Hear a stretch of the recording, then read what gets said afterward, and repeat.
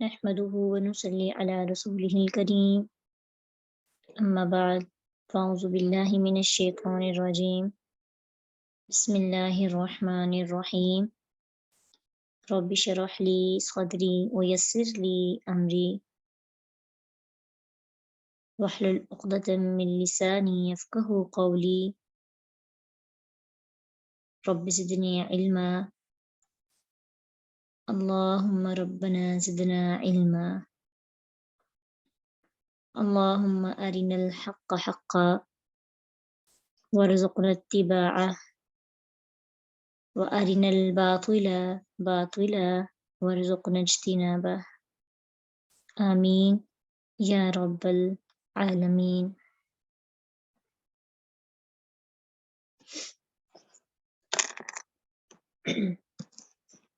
53 سے ہم پڑھیں گے انشاءاللہ آج۔ کل ہم پڑھے تھے کہ اللہ تعالیٰ کی جو آیات ہیں شیطان ان کے ساتھ کیا کرنے کی کوشش کرتا ہے، مینیپولیٹ کرتا ہے ان کو ان کے میننگز لوگوں کے ذہنوں میں شک و شبہات ڈال کر بدلنے کی کوشش کرتا ہے، یا پھر اس کی تلاوت کے اندر تبدیلی کرنے کا سبب بن جاتا ہے۔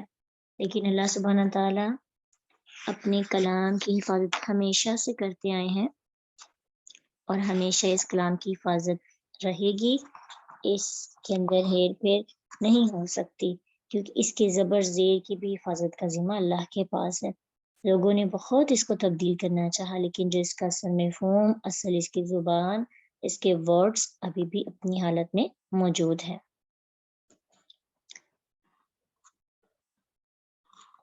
اب اللہ تعالیٰ یہاں پہ ریزن بتا رہے ہیں کہ اللہ سبحانہ تعالیٰ نے یہ جو پیچھے بتایا ہے کہ جب بھی کوئی رسول یا نبی آتا تو شیطان ان کی خواہشات آرزوؤں کے درمیان راستے میں رکاوٹیں ڈالتا تھا، پھر اللہ نے اپنی آیات کو پختہ کر دیا، اور اللہ اپنی آیات کو پختہ کر دیتا ہے۔ لیا جعلا، یہ کیوں کرتا ہے اللہ؟ لی، تاکہ، لیا جعلا، وہ بنا دے، ماں اس سے جو یلقی ڈالتا ہے الشیطان شیطان فتنتن ایک آزمائش، شیطان لوگوں کے دلوں میں جو ایک شک پیدا کرتا ہے، اللہ اسے آزمائش بنا دیتا ہے۔ کن لوگوں کے لیے؟ للذین فی قلوبہم، ان لوگوں کے لیے جن کے دلوں میں مرض بیماری ہے، والقاسیۃ اور سخت ہیں، قلوبہم دل ان کے، یعنی یہ آزمائش کس کے لیے ہے؟ شیطان کی یہ رکاوٹ، شیطان کا یہ شک، شیطان کا یہ ورڈز کو تبدیل کرنے کی خواہش انسان کے دل میں پیدا کرنا، یا انسان شیطانوں کا لوگوں کے جیسے اب دیکھیں آج کے دور میں بھی بہت سے لوگ جو نان مسلمس ہیں قرآن پہ کام کرتے ہیں اور قرآن کی کمی ڈھونڈنے کی کوشش کرتے ہیں، تو یہ بھی تو شیطان کے انڈر آ جاتا ہے نا کہ ایسے لوگ دین کو نقصان پہنچاتے ہیں، پہنچانے کی کوشش کر رہے ہیں۔ تو یہ آزمائش کن کے لیے ہے؟ آپ دیکھیں کہ اکثر جو ایتھسٹ ہیں ان لوگوں کے ایمان مضبوط نہیں ہوتے، ٹھیک ہے، اور یہ کمزور ایمان والے ان لوگوں کی باتوں میں آ کر قرآن اور حدیث کے منکر بن جاتے ہیں۔ تو یہ آزمائش کن کے لیے؟ جن کے دلوں میں آلریڈی بیماری ہے، جن کے دل سخت ہیں، جن کے دل نرم نہیں ہو سکتے۔ وَإِنَّ الظَّالِمِينَ لَفِي شِقَاقٍ بَعِيدٍ، اور یقیناً ظالم لوگ البتہ مخالفت میں ہے دور کی۔ شقاق باب مفاعلہ کا ہے مصدر، تو اس میں بھی یہی چیز آتی ہے کہ ایک فریق یعنی مقابلے کے لیے چیز، کل بھی باب مفاعلہ کی بات ہوئی نا، تو یہ مقابلے کے لیے آتے، آمنے سامنے مقابلہ۔ تو اس آیت میں شیطان کو انبیاء کی دعوت اور اللہ کی آیات میں شکوک و شبہات ڈالنے اور لوگوں کو گمراہ کرنے کی فرصت دینے کی حکمت بیان ہوئی ہے کہ شیطان کو اس طرح کھل کر کھیلنے کا موقع مل جاتا ہے، اور ہمارا مقصد کیا ہے؟ آزمائش، شیطان کو موقع فراہم کرنا تاکہ اس کے نتیجے میں اہل باطل اپنا جو ایک رستہ انہوں نے استعمال کیا ہوا ہے، اس میں آزمائے جا سکیں اور اہل حق باطل والوں کے تمام شور و غل کے باوجود حق پر مزید پختہ ہو جائیں، کیونکہ ایک بات ہمیشہ آپ یاد رکھیے گا، حق کے مقابلے میں جتنا زیادہ جھگڑا کیا جائے اتنے ہی دلائل مزید نکھر کر سامنے آ جاتے ہیں۔ آپ کو پتہ ہے کہ جب لوگ بحث کرنے لگتے ہیں آپ سے تو جو پکے سچے حق والے لوگ ہوتے ہیں نا، وہ ان کی باتوں میں آنے کی بجائے مزید ریسرچ کرتے ہیں، ان کا ایمان اور کیا ہو جاتا ہے، مضبوط ہو جاتا ہے، ان کے ایمان میں پختگی آ جاتی ہے۔ لوگوں کو لگتا ہے کہ شاید اس طرح شک و شبہات میں ڈالیں گے، لیکن شک میں مبتلا وہ ہوتا ہے جس کا دل کمزور ہے،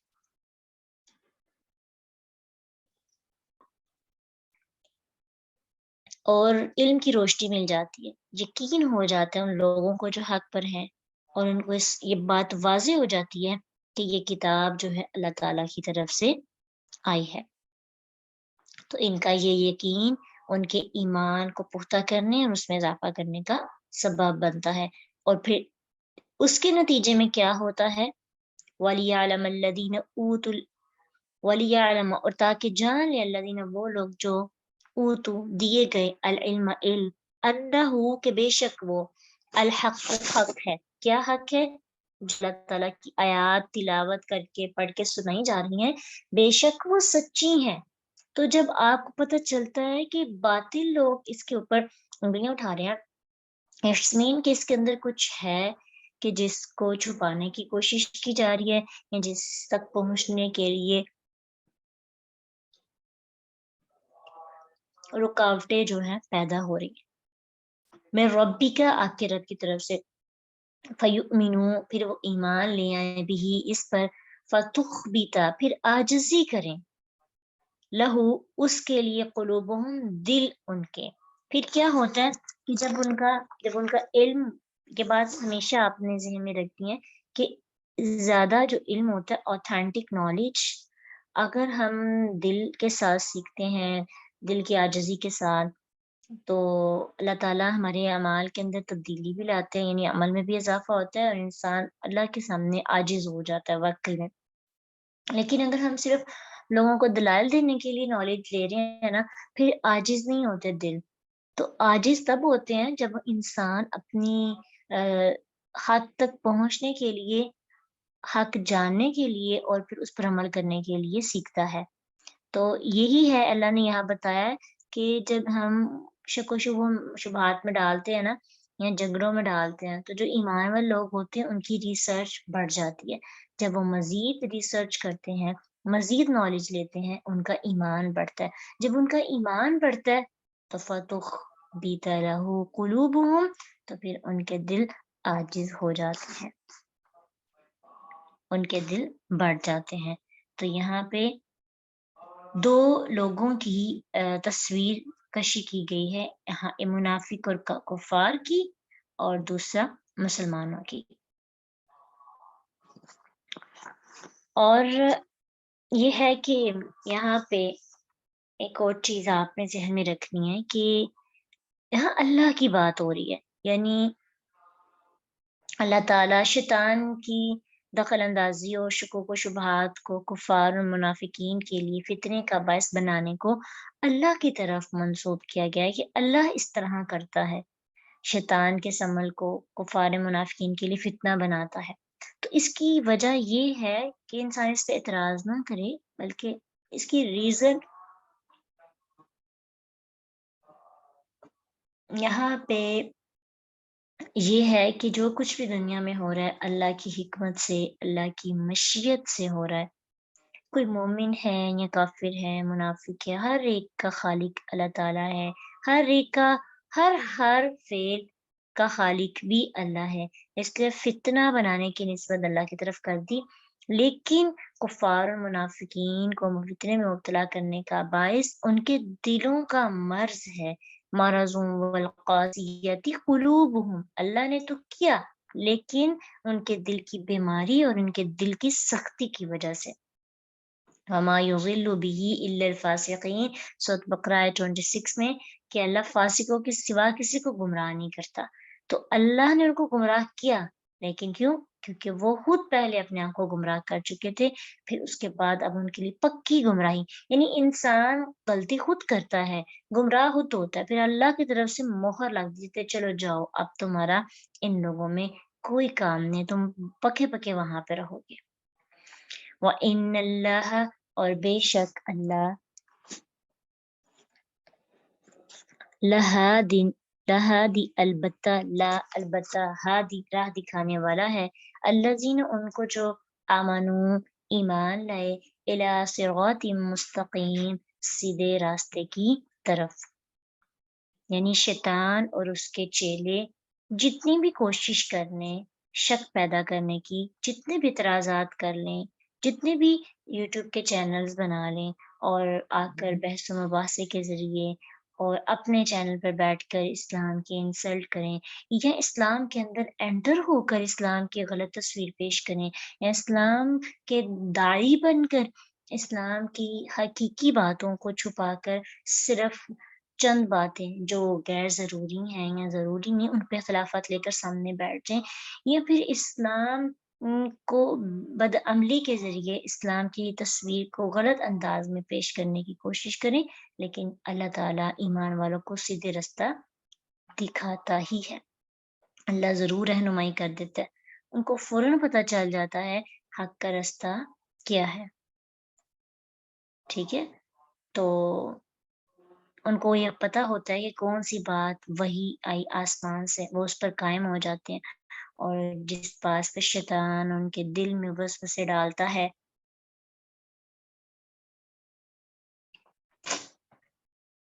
یا اس کے انسانی چیلے یا اس کے شیطانی چیلے انسان کو غلط راہ کی طرف لے کر جانا چاہتے ہیں، اللہ تعالیٰ اس بندے کو بچا لیتا ہے اور اس کو دنیا آخرت کی سعادت حاصل ہو جاتی ہے۔ کبھی کبھی ایسا ہوتا ہے نا کہ غلط راہ کی طرف ہم نکلنے کی کوشش کر رہے ہوتے ہیں، بھی نیت بنائی ہوتی ہے، ہمیں نہیں وہ غلط راہ لگتی، لیکن ہم وہ ہمیں اس طرح سے ہمارا برین واش کیا جاتا ہے کہ ہمیں وہ لگتا ہی صحیح ہے، پھر اللہ تعالیٰ کسی نہ کسی طریقے سے ہمارا ہاتھ تھام کر ہمیں اس چیز سے بچا لیتا ہے، اور پھر ہمیں بعد میں اندازہ ہوتا ہے کہ واقعی ہم سے غلطی ہونے والی تھی، اور ہم واقعی محسوس کرتے ہیں کہ اللہ نے ہمیں بچایا، اللہ ہمیں بچا رہا ہے۔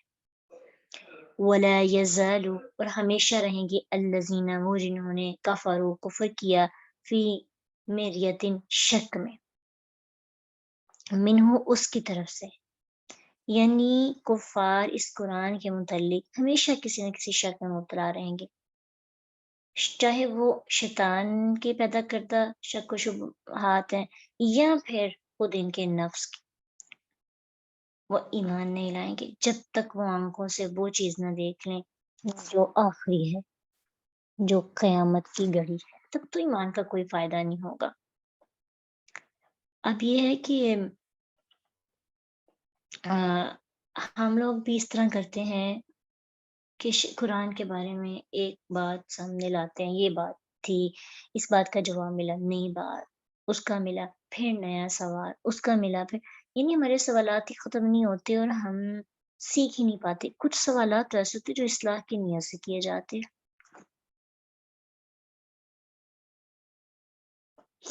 لیکن کچھ سوالات پتہ ہونے کے باوجود ہم صرف عمل سے بچنے کے لیے کرتے ہیں۔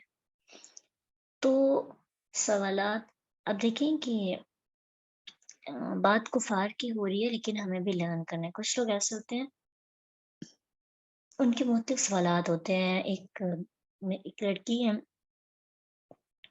جب بھی قرآن کی جانب ان کا آنے کو دل کرتا ہے نا، وہ سوالات کرتے ہیں، اس سوال کا مجھے جواب مل جائے تو پھر میں تفسیر سیکھ لوں گی، یا مجھے مطمئن کر دیا جائے، یعنی ان کو اس جواب پر اتنا مطمئن کرنے کی کوشش کی گئی ہے، ان کے جو کوسچنز ہیں کہ اچھا لوگ کیوں اس طرح سے پڑھاتے ہیں، لوگ جہنم کا ذکر کیوں کرتے ہیں، صرف امید دینی چاہیے، صرف جہنم سے تھوڑا سا ہٹ کے سوچنا چاہیے، یہ تو پھر لالچ ہے، جو روحانی لوگوں کی باتیں ہوتی ہیں۔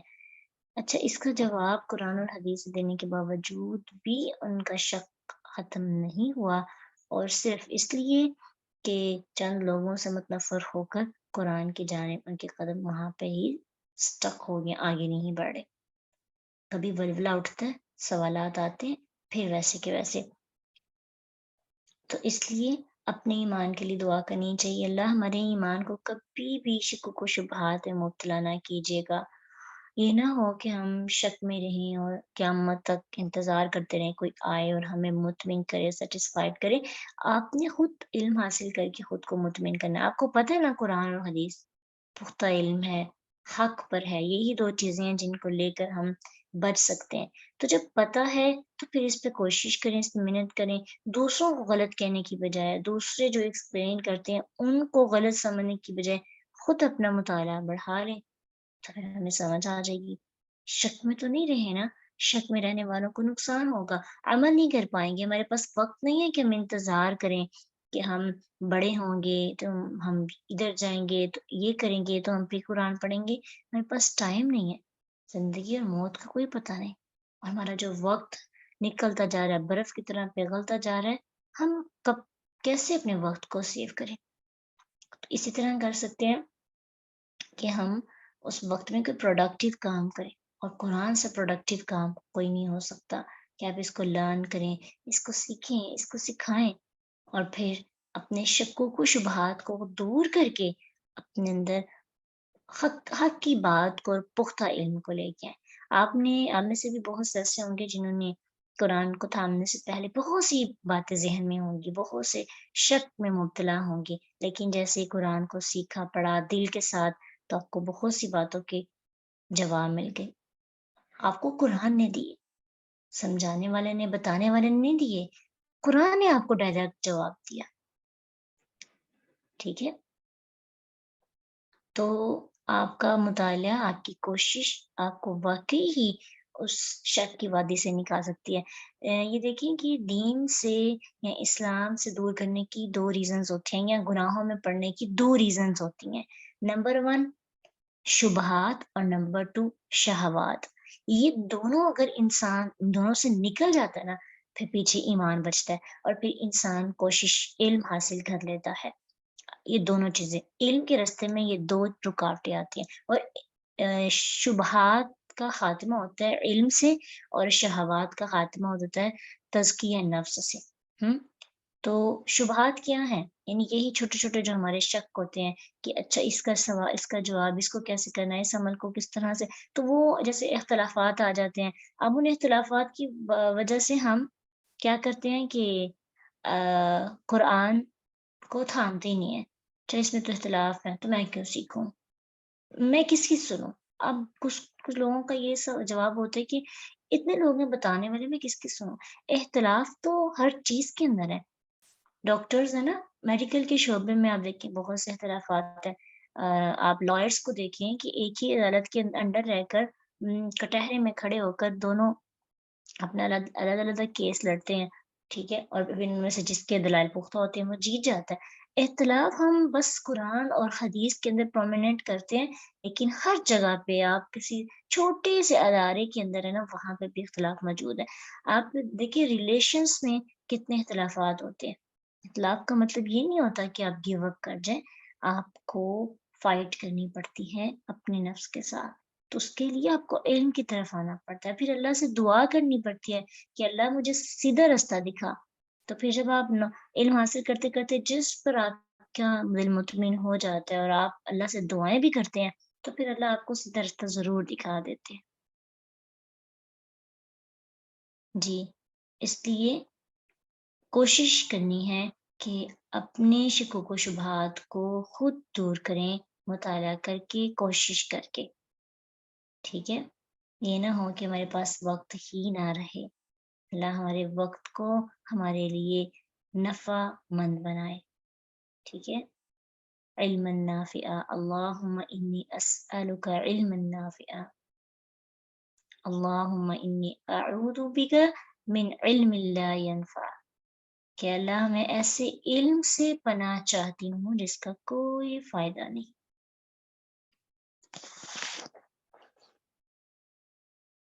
اللہ کے کلام کے سامنے واقعی ہمیں سرنڈر کرنا ہے انشاءاللہ. لیکن وہ لوگ جو کافر ہیں، جو منکر ہیں، جن کا دل ایمان والا نہیں ہے، وہ شک میں مبتلا رہتے ہیں، شک میں ہی رہتے ہیں، حتیٰ تأتیہم الساعۃ، یہاں تک کہ آ جائے گی ان کے پاس قیامت کی گھڑی، بغتتاً اچانک، او یا یأتیہم آ جائے گی ان کے پاس، عذاب آ جائے گا ان کے پاس، یوم عقیم، یوم عقیم، یوم عقیم کہتے ہیں بانجھ کا دن، بانجھ، یوم عقیم، بانجھ، بانجھ دن کا عذاب نہ آ جائے، بانجھ دن سے مراد قیامت کا دن ہے، اسے عقیم اس لیے کہا گیا کہ اس کے بعد کوئی دن نہیں ہوگا، جس طرح عقیم کہا جاتا ہے جس کی کوئی اولاد نہ ہو، یا اس کے لیے، اس لیے کہ کفار کے لیے اس دن میں کوئی خیر نہیں ہوگی، اس لیے بھی قیامت کو یوم عقیم کہا گیا ہے، ٹھیک ہے۔ آندھی، جو جس طرح آندھی کا جو عذاب تھا اس کو بھی الریح العقیم کہا گیا، سورہ داریات آیت 41 میں، وفی عاد اذ ارسلنا علیہم الریح العقیم، اور آد میں بھی نشانی ہے جب ہم نے ان پر بانجھ ہوا بھیجی، یعنی مراد یہ کہ ایسی چیز جس میں کوئی خیر نہ ہو، یا جس کے بعد کوئی خیر باقی نہ رہے، ٹھیک ہے، عقیم اسے کہیں گے۔ اس دن کے بعد کوئی جو ہے قیامت کا دن جب ہوگا، اس کے بعد کوئی دن نہیں ہوگا اس طرح کا، اور پھر کفار کے لیے اس میں کوئی خیر نہیں ہوگی، ٹھیک ہے۔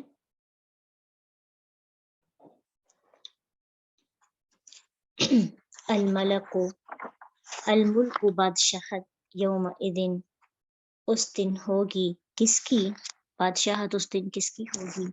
اللہ کی ہوگی، للہ، اللہ کے لیے، یحکم، وہ فیصلہ کرے گا، بینہم، درمیان ان کے، فالذین، پس وہ لوگ جو آمنو، ایمان لائے، وعملوا، اور انہوں نے عمل کیے، الصالحات، نیک، فی جنات النعیم، جنتوں میں ہوں گے، النعیم، نعمتوں والی۔ تو الملک کے الف لام کی وجہ سے اس کی ٹرانسلیشن ہم کریں گے تمام بادشاہی، ٹھیک ہے، جیسے ہم کہتے ہیں نا الحمد، تمام تعریفیں، ہم تعریف کو کہتے ہیں، تو تمام کس کی ہم ٹرانسلیشن کرتے ہیں ال کی، کیونکہ الف لام سے وہ چیز خاص ہو جاتی ہے، ٹھیک ہے، خاص، تو خاص کیا ہے، حمد، تعریف، خاص کیا ہے کہ سب قسم کی تعریف، ہر طرح کی تعریف کس کے لیے؟ اللہ کے لیے۔ اس طرح الملک کو، یہ ایک دیکھیں نا، بادشاہت تو ہر ایک کو مل جاتی ہے نا، دنیا میں تو عارضی طور پر لوگوں کو بھی بادشاہت مل جاتی ہے، مگر اس دن کسی اور کی بادشاہت نہیں ہوگی، سب کی بادشاہت ختم ہو جائے گی۔ لمن الملک اليوم للہ الواحد القہار، آج کس کی بادشاہی ہے؟ اللہ ہی کی، جو ایک ہے، بہت دبدبے والا، جی، معرف باللام سے معرفہ بنا ہے، تو الملک کو، ہر قسم کی بادشاہی، تمام بادشاہی اس دن کس کی ہوگی؟ اللہ کی، باقی سب کی بادشاہ ختم ہو جائے گی، دنیا میں ہر شخص کافر ہے، مسلمان ہے، منافق ہے، بندہ سمجھ رہا ہے میں ٹھیک ہوں، میرا پوائنٹ آف ویو ٹھیک ہے، میرا علم زیادہ اسٹرانگ ہے، میں ٹھیک ہوں، یحکم بینہم، اللہ پھر فیصلہ کر دیں گے، کون حق پر ہے، کون غلط ہے، سب کے سامنے فیصلہ ہو جائے گا۔ اس فیصلے کے نتیجے میں ایمان اور عمل صالح والے کیا لوگ جو نیک عمل کرتے رہے، نعمتوں والے باغ میں ہوں گی، اور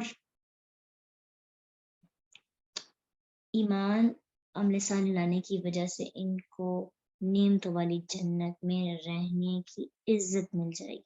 لیکن والذین کفروا وکذبوا، اور وہ جنہوں نے کفر کیا اور جٹلایا ہماری آیات کو، فاولئک لہم عذاب مہین، تو یہی لوگ ہیں، ان کے لیے رسوا کن عذاب ہوگا،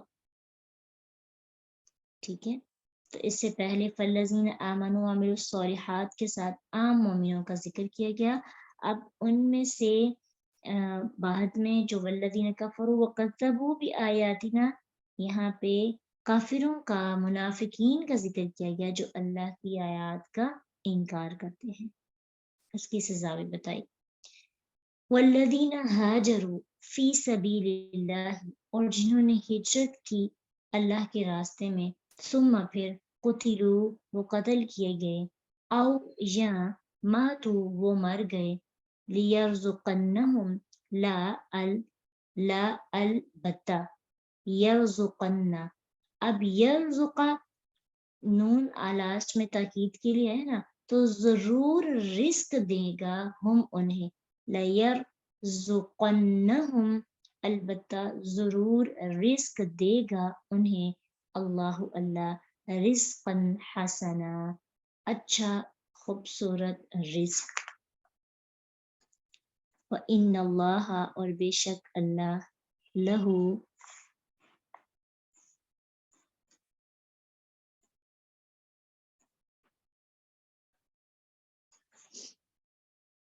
البتہ وہی ہے، خیر و بہتر، الرازقین، سب رزق دینے والوں میں سے۔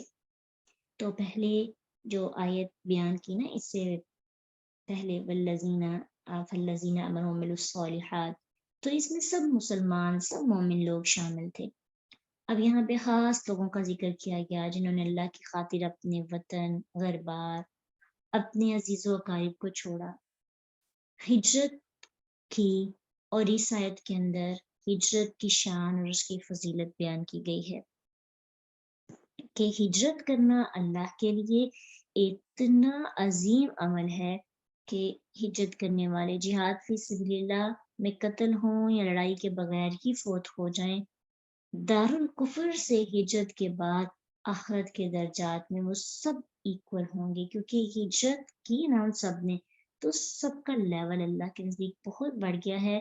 بعد میں وہ جہاد کرتے ہیں تو جہاد کر کے شہید ہو جاتے ہیں، پھر بھی وہ جنت میں، اگر وہ ایسے ہی مر جاتے ہیں عام زندگی، جہاد شہید نہیں ہوتے، تو پھر بھی اللہ ان کو ایسا رزق دے گا جو سب سے خوبصورت ہوگا،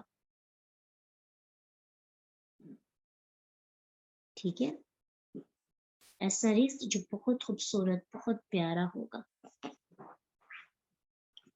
اور ویسے بھی اللہ تعالیٰ نے شہید کی بھی ایک فضیلت بیان کی، کیونکہ ہجرت کرنا آسان کام نہیں تھا۔ اگر خالص نیت کے ساتھ کسی نے ہجرت کی، اپنا گھر چھوڑا، ایون کہ کچھ لوگوں نے اپنی بیویوں کو چھوڑا، بچوں کو چھوڑا،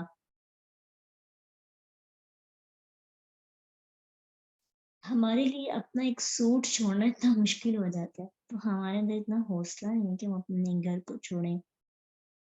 آج کے دور میں ہم ہجرت کیسے کر سکتے ہیں؟ اپنے گناہوں سے نیکیوں کی طرف ہجرت، اپنی خواہشات سے اللہ کی طرف ہجرت، یعنی آپ کی بہت سی وشیز ہیں، یہ بھی ہو، یہ بھی ہو، کاش میری زندگی ایسے ہو، آپ کے پاس ہے، اسی سوچ کی وجہ سے آپ ایماندار نہیں، یعنی ایمان سے مراد یہ کہ پختگی والا ایمان، عمل والا ایمان نہیں آتا۔ جب دنیا کی خواہشات بڑھ جاتی ہیں تو انسان کے اندر عمل کم ہونے لگتا ہے۔ تو جب ہم ان خواہشات کو ختم کرتے ہیں تو بس یہ سوچتے ہیں کہ مجھے اب اپنی سوچ کو چینج کرنا ہے اور اصل مقصد کے لیے جینا ہے، تو یوں سمجھیں گے ہماری ہجرت ہے۔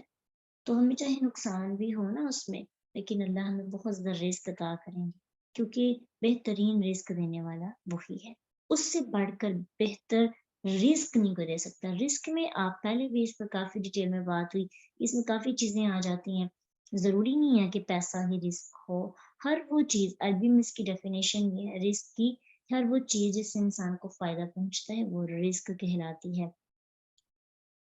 سونا ہے، چاندی ہے، کیش ہے، پھر کھانے پینے کی کوئی چیز ہے، علم ہے، نالج، انسان کا خوراک، انسان کی اچھی صحت، انسان کا اچھا اخلاق، ایون کہ آپ کا صبر کرنا، آپ کا لوگوں کو معاف کرنا، آپ کا اچھا ریلیشن ہسبینڈ وائف کا، آپ کے اچھے پیرنٹس، آپ کی اچھی اولاد، ہر وہ چیز جو آپ کو فائدہ پہنچاتی ہے، خوش کرتی ہے، وہ آپ کا کیا ہے؟ رزق۔ ایون کہ آپ کی اسمائل بھی آپ کے لیے رزق ہو سکتی ہے، کیونکہ اس سے بھی آپ فائدہ اٹھاتے، آپ کی اچھی فیلنگ، اچھے احساسات بھی۔ اب اللہ سے بہتر رزق دینے والا کوئی نہیں، کیوں؟ اس کی کچھ ریزنز ہیں. نمبر 1، وہ بغیر کسی حق کے رزق دیتا ہے، یعنی نہ کوئی قانونی حق کو مد نظر رکھنا پڑتا، نہ لاس کو دیکھنا ہوتا ہے، نہ یہ دیکھنا ہوتا ہے کہ کس نے زیادہ ایفرٹ کی. ٹھیک ہے، وہ رزق دینے کے لیے کچھ بھی نہیں سوچتا، بغیر حساب کے رزق دیتا ہے. نمبر 2، بغیر مانگے رزق دیتا ہے. نمبر 3، ٹھیک ہے، نمبر 3 اس میں کہ بے حساب دیتا ہے، یعنی کھلا دیتا ہے. یہ نہیں دیکھتا کہ اس بندے نے آج 5 نمازیں پڑھی تو اس کو اتنی روٹیاں دوں گا، ٹھیک ہے، یا پھر اس نے اتنی عمل کی. اللہ بے حساب رزق دیتا ہے. ہمارے اگر اعمال سے رزق کو ماپنے لگے تو پھر تو ہم لوگوں کو صرف ناشتہ بھی نہیں ملنا چاہیے. جس طرح کے ہمارے عمل ہیں، ہم تو ناشتے کی بھی قیمت ادا نہیں کر پائیں گے. الحمدللہ اللہ تعالیٰ کے رزق دینے کا انداز ہی بہت ڈفرینٹ ہے. نمبر 4، کسی سے فائدے کی امید، کسی سے خوف کے بغیر رزق دیتا ہے. نمبر 5، صرف وہی ہے جو اپنے پاس سے دیتا ہے، اس کے سوا کوئی دوسرا اگر دیتا ہے تو کیا کرتا ہے؟ وہ اس کا دیا ہوا دیتا ہے. اصل میں دینے والا اللہ ہے. ہمیں اسکول سے سیلری ملتی ہے، کوئی ہماری ہیلپ کرتا ہے، ہم پیسوں کے ذریعے، مال کے ذریعے، تو وہ کس کے ہوتا ہے؟ سب کچھ اللہ کا. تو اللہ کسی سے لے کے نہیں دیتے، یعنی اللہ جو ہے نا، سمجھے ہیڈ آفس ہے، اور ہمیں ہیڈ آفس سے جو رزق ملتا ہے نا، وہ مزید کسی کے انڈر نہیں ہوتا. ٹھیک ہے، خیر الرازقین، وہ بہترین رزق دینے والا ہے. تو یہ پانچ جو کوالٹیز ہیں نا اللہ کے رازق ہونے کی، یہ اپنے مائنڈ میں رکھیں. اس سے بھی ہم ایک تو علم کے لیے بھی، اور دوسرا اللہ پہ اعتماد اور یقین اور بڑھ جاتا ہے. اللہ تعالیٰ بغیر کسی حق کے رزق دیتا ہے، اللہ بغیر مانگے رزق دیتا ہے، اللہ بے حساب رزق دیتا ہے، کسی سے فائدے کی امید یا کسی سے خوف کے بغیر رزق دیتا ہے، اور اللہ تعالیٰ صرف وہی دیتا ہے جو اس کے پاس. ٹھیک ہے، اس کے سوا باقی سب کیا کرتے ہیں؟ دوسروں کا دیا ہوا دیتے. ٹھیک ہے، ہاں جی. بے حساب کے بعد یہ کہ کسی سے فائدے کی امید یا کسی سے خوف کے بغیر رزق دیتا ہے. اللہ ہم سب کو بہترین رزق عطا کرے، مسکراہٹوں کی صورت میں، صبر کی صورت میں، شکر کی صورت میں، ہمدردی، اثار، قربانی کی صورت میں. اللہ تعالیٰ ہم سب کو رزق عطا کرے اچھے رشتوں کی صورت میں، اچھی اولاد کی صورت میں، اچھی نسل کی صورت میں. اللہ رزق ہمیں عطا کرے اچھے خوبصورت برکت والے مال کی صورت میں، تاکہ ہم کسی کے آگے ہاتھ نہ پھیلا سکیں. اتنا مال ہمیں مل جائے کہ ہم ایک اچھی زندگی گزار کر دوسروں کی مدد بھی کر سکیں. اللہ ہمیں لوگوں کی اچھی کمپنی کی صورت میں رزق عطا کرے. آمین. وآخر الدعوانا ان الحمد للہ رب العالمین. سبحانک اللہم وبحمدک، نشہد ان لا الہ الا انت، نستغفرک ونتوب الیک. السلام علیکم ورحمۃ اللہ وبرکاتہ.